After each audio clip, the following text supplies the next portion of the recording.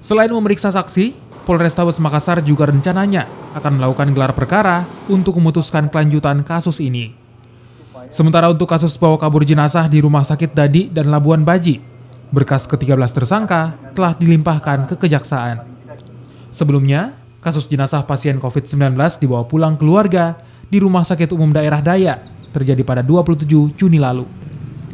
Pihak rumah sakit memberikan izin untuk dibawa pulang setelah adanya jaminan dari salah satu anggota DPRD Makassar. Namun akibat kebijakan ini, Direktur Rumah Sakit Dayak pun dinonaktifkan. Kita sudah dilimpahkan ke Jaksa Penuntut Umum dengan tersangkanya 13 ya. Jadi kalau yang sekarang masih sidik adalah kasus pengambilan jenazah di Rumah Sakit Dayak yang barusan hari Sabtu lalu. Itu pihak-pihak yang terlibat tetap akan kami jadikan tersangka.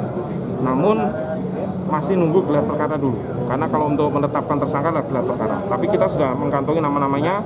Nanti pada saatnya kita akan sampaikan ke media.